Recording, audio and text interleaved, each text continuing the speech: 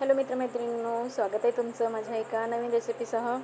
तर उन्हाळी वाळवण प्रकारामध्ये छान उडदाचे लसूण हिरवी मिरचीचे पापड बनवायचे आहेत। तर चला रेसिपीला सुरुवात करूयात। तर इथे मी 1 किलो उडदाची डाळ स्वच्छ धुवून सुकवून घेतलेली आहे। त्यानंतर त्याला दळून आणायची आहे आणि अशी फाईन पावडर तयार होते। आणि त्यामध्ये लसूण हिरवी मिरचीचे पेस्ट आणि रामबंधूचा पापड मसाला येतो। तर 1 पॅकेट संपूर्ण टाकायचं, 1 किलोकरिता 1 पॅकेट असतं। आणि त्याच्यानंतर माझ्याकडे पुष्पचा हिंग असतो, मी पुष्पचाच हिंग नेहमी यूज करते, खूप छान फ्लेवर येतो त्याच्याने। तर 1/2 टेबलस्पून हिंग टाकून घ्यायचा आहे। ऑलरेडी मसाल्यामध्ये हिंग असतो, पण तरीही मला पापडामध्ये हिंग खूप जास्त आवडते, त्यामुळे मी आणखी थोडासा हिंग ॲड केलेला आहे। तर इथे मी आटा मळायला नॉर्मलच पाण्याचा यूज केलेला आहे, कोमट वगैरे काही पाणी घेतलेलं नाही आहे। आणि अशा प्रकारे तुम्हाला आटा मळून रेडी करायचा आहे।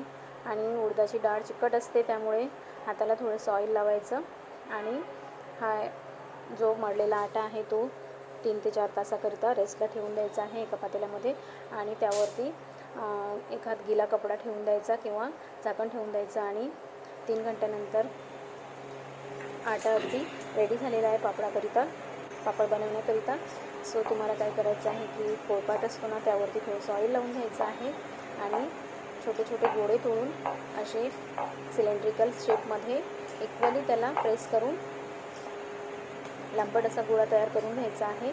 आणि एकसारखे छोटे छोटे गोळे चाकूने किंवा धाग्याच्या सहाय्याने कापून घ्यायचे आहेत। आणि त्यानंतर हाताला थोडंसं ऑइल लावून घ्यायचं आहे आणि ते जे गोळे आपण रेडी करतो ते सगळे गोळे चापट करून एखाद पातेल्यामध्ये झाकून ठेवून द्यायचे आहे।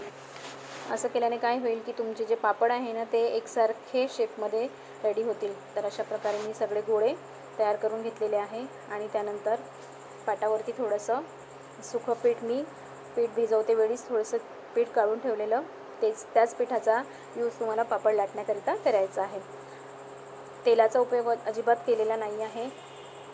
तेल लावल्याने काय होईल की तुमचे पापड वर्षभर टिकणार नाही आणि काही दिवसानंतर ते लालसुद्धा होतात आणि स्मेलसुद्धा येते।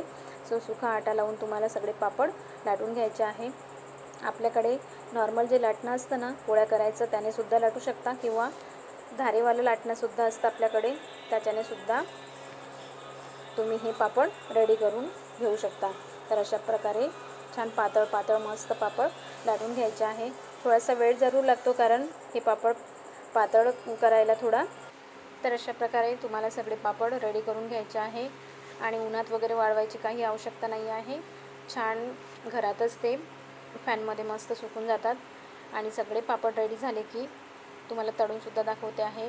एकदम खस्ता आणि कुरकुरीत मस्त सफेद असे हे पापड रेडी होतात। जेवणासोबत किंवा खिचडी वगैरे करतो आपण, त्यावेळेस पापड अगदी तळून खायला छान वाटतात। तर तुम्हाला माझी रेसिपी आवडली असल्यास व्हिडिओ लाईक करा, कमेंट करा आणि चॅनलला सबस्क्राईब करा।